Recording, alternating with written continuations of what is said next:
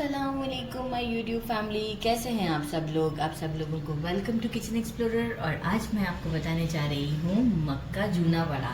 आप इसे कॉर्न के पकौड़े भी कह सकते हैं, कॉर्न का वड़ा भी कह सकते हैं, मतलब इसके आप मल्टीपल नाम दे सकते हैं, लेकिन जो इसका स्पेसिफिक नेम है वो है मक्का जूना वड़ा। तो उसे बनाने के लिए सबसे पहले हम स्वीट कॉर्नस लेंगे।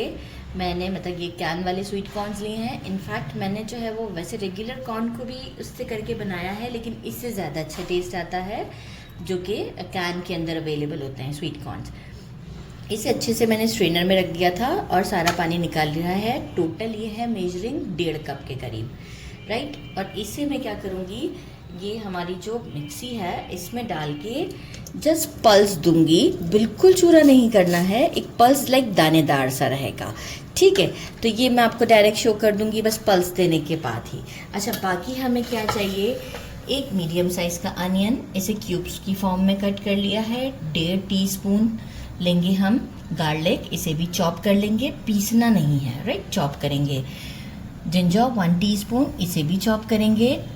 ये ली हैं मैंने तकरीबन 4, आप दरमियानी साइज वो छोटी वाली हरी मिर्चें ले लें, और इसे मैं बारीक बारीक कट कर दूंगी अभी। 1 टीस्पून हल्दी, 1 टीस्पून सॉल्ट, 1.5 टीस्पून ज़ीरा साबुत है, रोस्टेड है, और 1.5 टीस्पून ही रोस्टेड कुटा हुआ धनिया।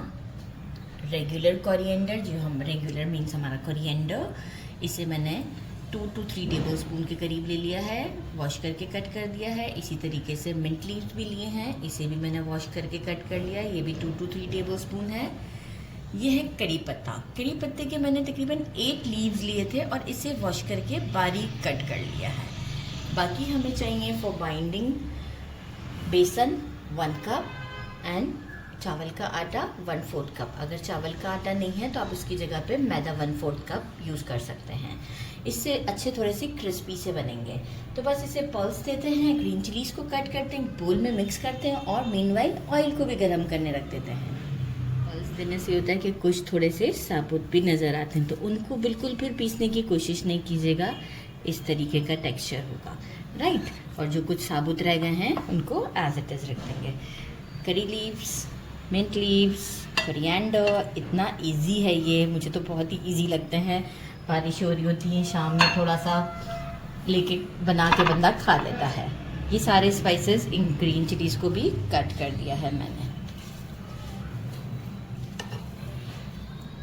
अच्छा, अब क्या करेंगे, हैंड्स अच्छे से वॉश कर लिए हैं मैंने, और हम इसमें डालेंगे बेसन और चावल का आटा, और अब इसे एक अच्छे तरीके से हमें मिक्स करना है, राइट। हैंड्स अच्छे से वॉश हैं मेरे, एक अच्छा सा मिक्स देते हैं।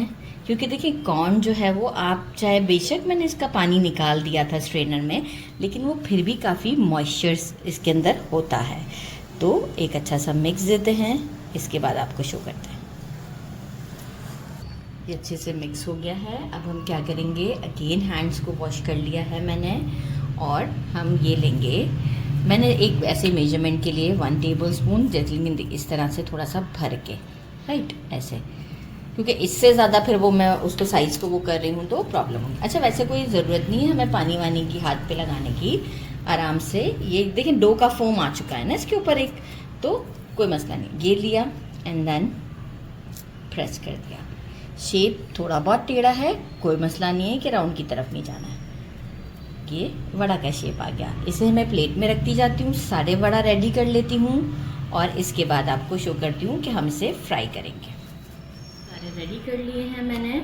अच्छा, ऑयल जो है वो हम डीप फ्राई करेंगे, पहले गरम कर लिया है, फिर इसे मीडियम फ्लेम पर कर दिया है। ये देखिए, डालते के साथ बबल्स बनने चाहिए, तो पहले एक छोटा सा पार्टिकल लेके डाल के चेक कर सकते हैं, मैंने भी किया था। और अब आराम आराम से इसे हम इसमें ड्रॉप करते जाएंगे।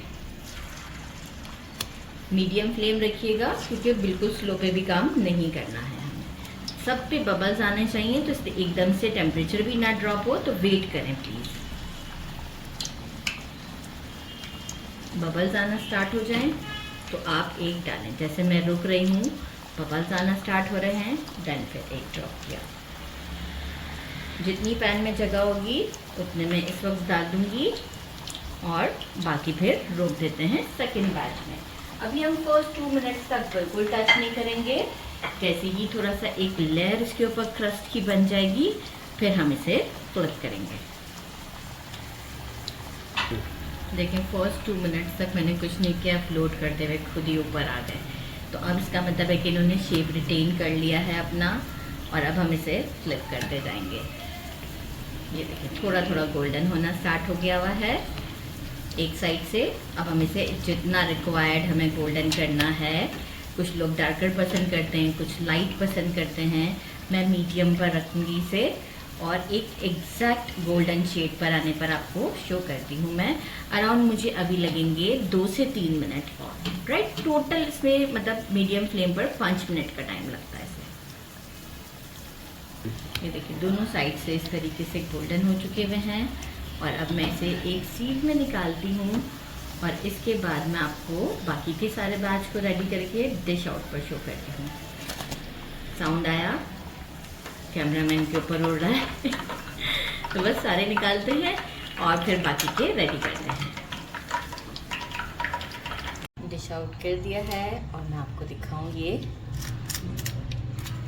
साउंड से आइडिया हो रहा होगा आपको कितना क्रिस्पी है।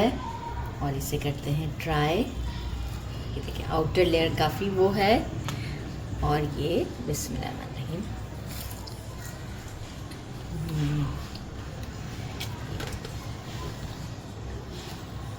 बहुत ज़्यादा डिलीशियस है।